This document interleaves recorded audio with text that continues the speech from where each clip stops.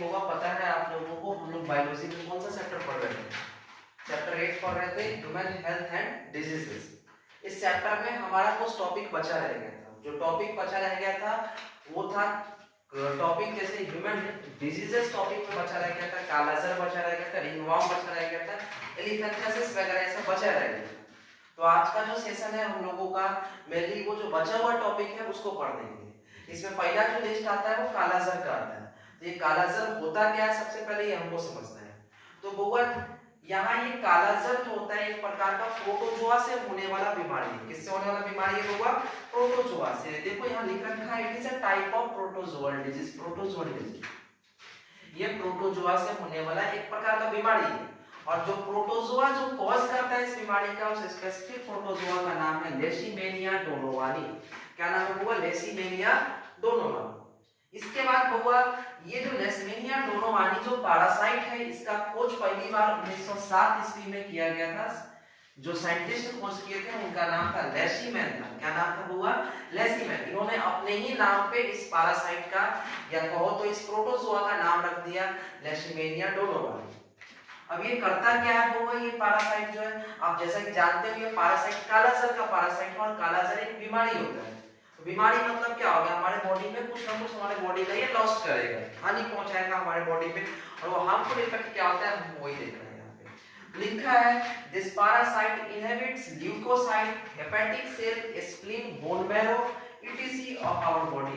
Leucocyte मतलब हो गया white blood cell, hepatic cell मतलब हो गया पैनक्रियाटिक सेल वगैरह सब हो गया। तुमको स्प्लीन समझ ही रहे हो, आप डाइजेस्टिव सिस्टम देखना उसमें आपको हो गया। बोन मैरो जानते हो हमारे बॉडी में पूरा बॉडी में बोन मैरो फैला हुआ है, ठीक है, जो मेनली आरबीसी वगैरह ये सब बनाने का काम करते हैं।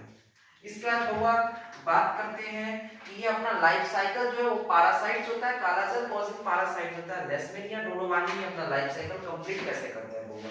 तो लाइफ साइकिल ऑफ लेशमेनिया डोनोवानी, तो इसमें हम आगे देखेंगे कि ये लाइफ साइकिल जो होता है बउआ लिखोगे this parasite completes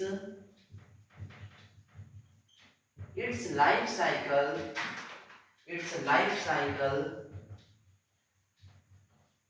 in two host। ये दो होस्ट में लाइफ साइकिल अपना कंप्लीट करता है। टू होस्ट का है तो मतलब ये डाइजेनेटिक है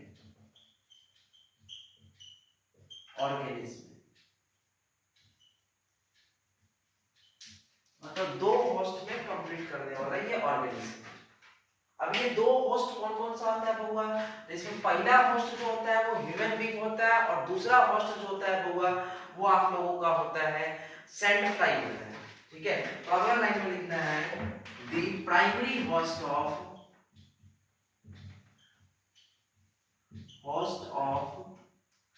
ठीक है कालाजार कॉजिंग पैरासाइट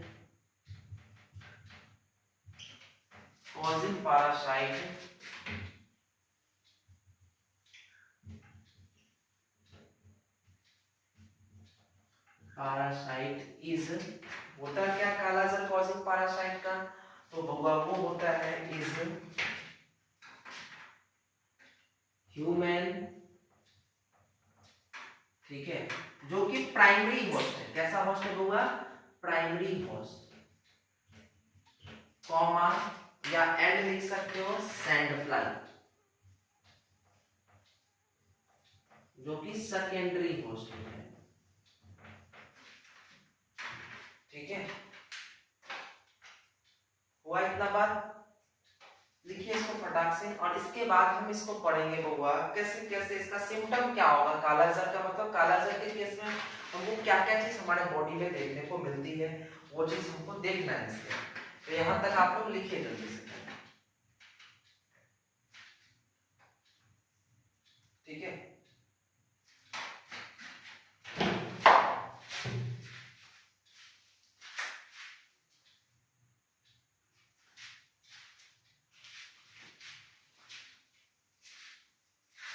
तो अगला फेज आप लोग लिखना सभी कोई सिम्टम।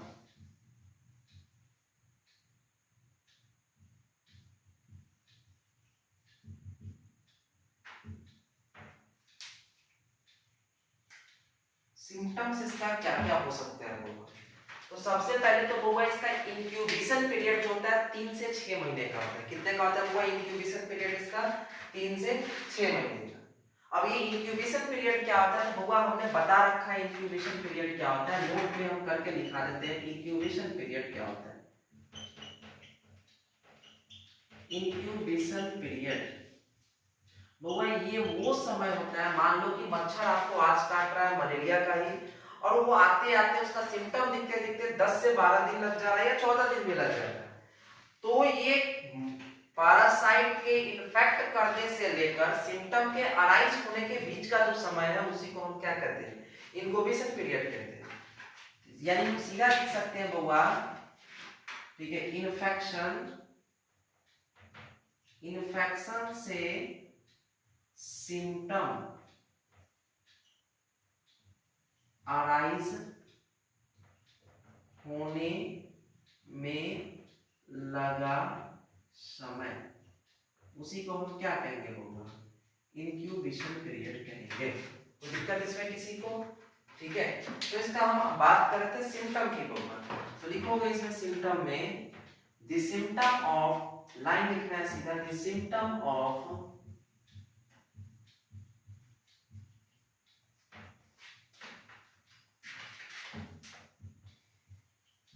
काला जर,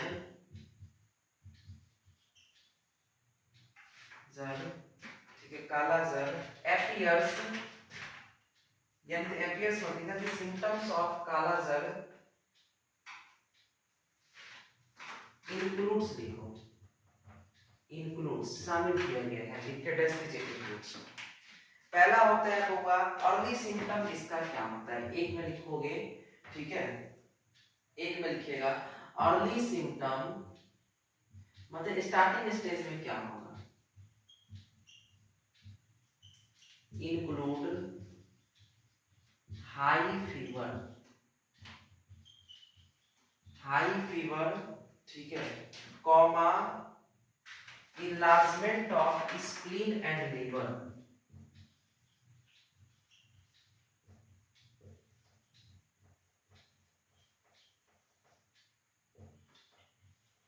spleen and liver, enlargement of spleen and liver, ठीक है। दूसरा सिम्टम इसका लिखिएगा बउआ स्किन बिकम, इस बीमारी में क्या होता है बउआ, हमारा स्किन जो होता है वो डार्क हो जाता है, ड्राई भी होता है, skin become dark and dry, ठीक है। और भी लिखोगे, ठीक है। तीसरा सिम्टम हम लोग लिखेंगे बउआ इस बीमारी में वीकनेस आ जाता है और एनीमिया टाइप भी सिम्टम शो होने लगता है, weakness and anaemia arises, weakness हो जाएगा, एनीमिया अराइज कर जाएगा बउआ, और इसमें जो है हमारा हेयर ब्राइटन हो जाता है, ठीक है। लिखोगे चौथा हेयर बिकम ब्राइटन, BRITTL। ये कुछ सिम्टम्स है बउआ, कमजोर होकर हमारा बाल गिरना शुरू हो जाएगा, एंड फॉल, FAL, इतना सिम्टम होता है बउआ ये कालाजार का। अब इसके बाद आगे के फेज में हम देखेंगे कि कालाजार का ट्रीटमेंट क्या हो सकता है, डायग्नोसिस इसका कैसे करोगे, वो देखते हुए हम इसके अगले टॉपिक की तरफ बढ़ेंगे, और अगला टॉपिक होगा हम लोगों का एलिफेंटियासिस।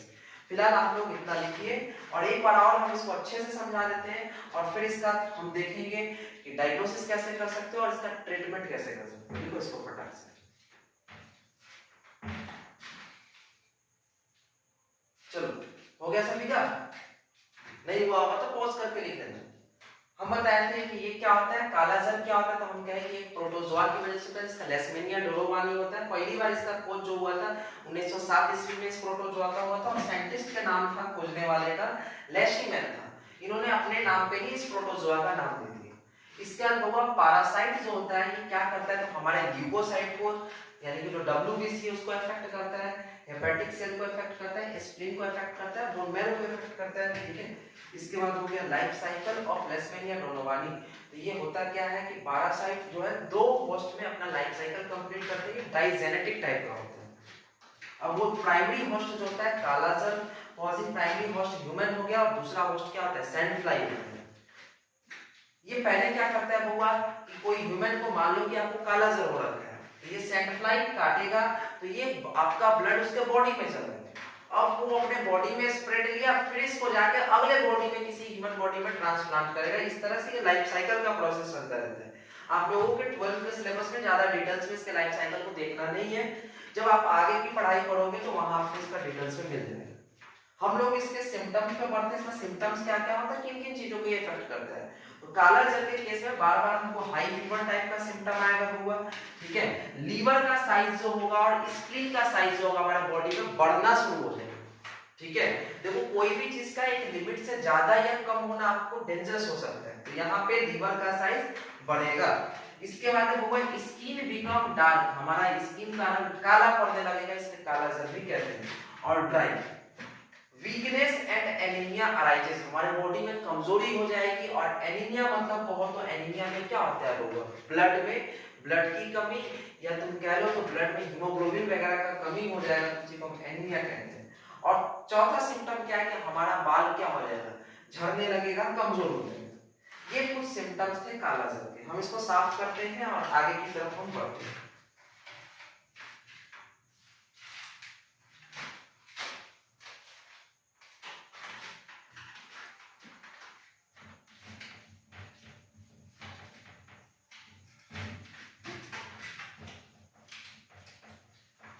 और हाँ एक चीज तो इसमें छूट गया बताते हैं।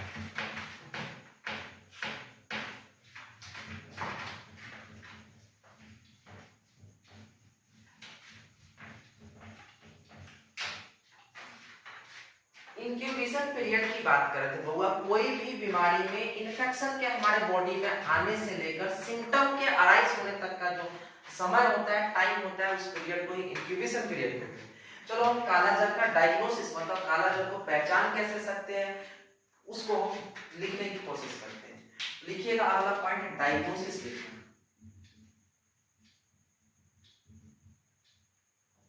डायग्नोसिस, ठीक है। पता नहीं तुम कौन से टाइम में वीडियो देख रहे होगे, ठीक है। अभी तो तुम लोगों को रात का 2:30 बज रही है, 1:30 बज रहा है, इसलिए लग रहा होगा थोड़ा सा हमको भी एक टाइप का तुम लोग मत नहीं मिल रहा है, ठीक है। देखो आराम से पढ़ाई पे ध्यान दो। देखोगे the disease in man can diagnosed bye in man can diagnosed bye, इसको पहचाना जा सकता है diagnosed bye biopsy of, biopsy आज ही की क्लास में मतलब पढ़ाए थे, आज ही की क्लास मेरे लिए आज का क्लास हो गया, तुम लोग के लिए कल का क्लास हो गया। बायोप्सी ऑफ स्प्लीन और bone marrow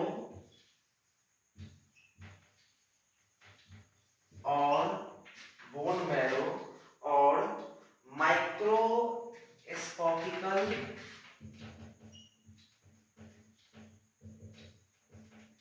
examination of blood.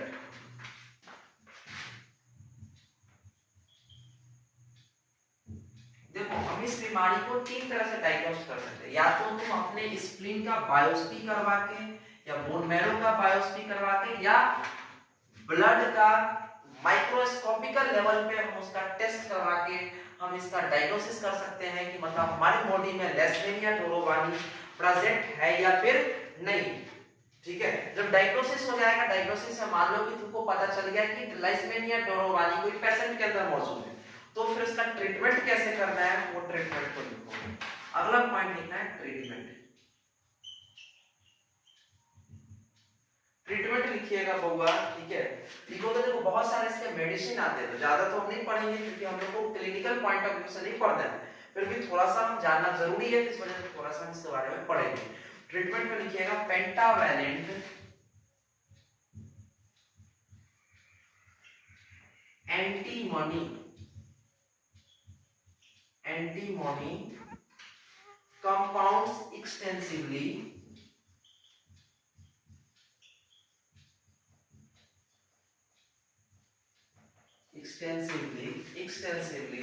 ठीक है, used आर, अब ये देखो इसका मेडिसिन जो बना होता है पेंटावैलेंट एंटीमनी कंपाउंड होता है, मतलब कौन उसमें एंटीमनी की मात्रा होती है, साथ ही साथ कोई पेंटावैलेंट कंपाउंड की मात्रा होती है। आर, आर वो कौन कौन सा आ जाएगा, सोडियम एंटीमनी, सोडियम एंटीमनी, ठीक है।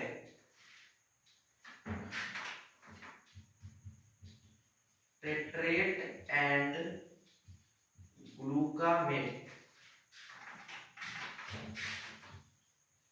ग्लूकामेट, ठीक है, कॉमा कॉमा, ठीक है,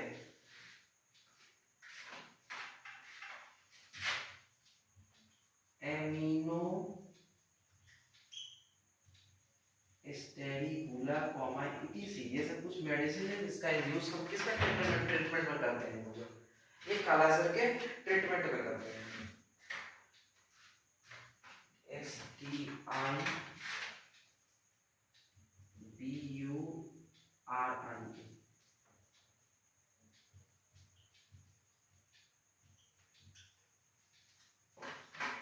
ठीक है। अब इससे बचा कैसे जा सकता है बउआ, ठीक है, तो प्रिवेंशन लिख के टेस्ट दीजिएगा।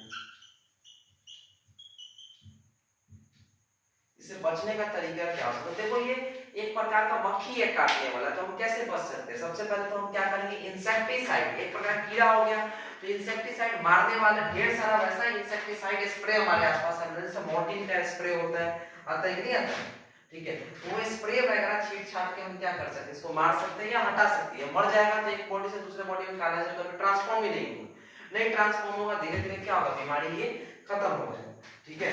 लिखोगे प्रिवेंशन में, लिखोगे इट इंक्लूड्स, इट इंक्लूड्स, लिख के डैश देना, एक में लिखना इंसेक्टिसाइड स्प्रे,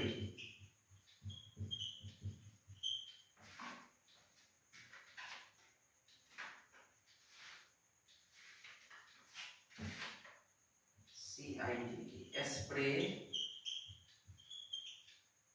ठीक है, टू किल सैंड फ्लाई, ताकि हम सैंड फ्लाई को मार सकें। और भी ढेर सारा होगा, जैसे मान लो कि हम रात में मच्छरदानी लगा के सोए, खिड़कियां है तो खिड़की पे क्या करें, जाली लगाएं, ये सब चीज को लगाएंगे ताकि वो हमारे रूम या हमारे इन्वायरमेंट में या हमारे घर में जल्दी एंट्री न ले सके, ताकि हम क्या करेंगे, सैंड फ्लाई के काटने से बचे रहेंगे और हमारे बॉडी में क्या होगा, वो कालाजार इस तरह से ट्रांसफॉर्म भी नहीं होता है। लिखोगे use of mosquito, sorry mosquito क्या है, मॉस्किटो नेट हो जाएगा, मॉस्किटो नेट, ठीक है, comma window screens,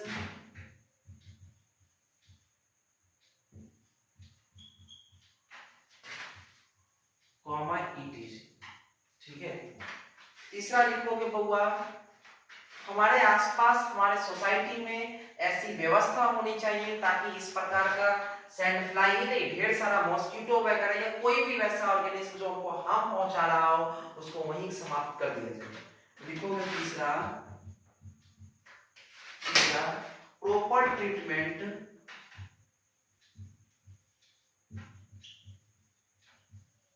treatment to, proper treatment to kill parasite,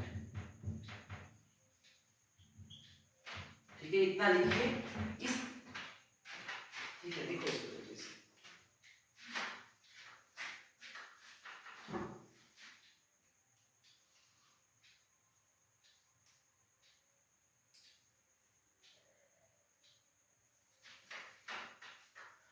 इस तरह से हमने जो ह्यूमन डिजीज का एक छोटा सा टॉपिक था, या टॉपिक कह लो कालाजार बीमारी था, उसको हमने कंप्लीट किया।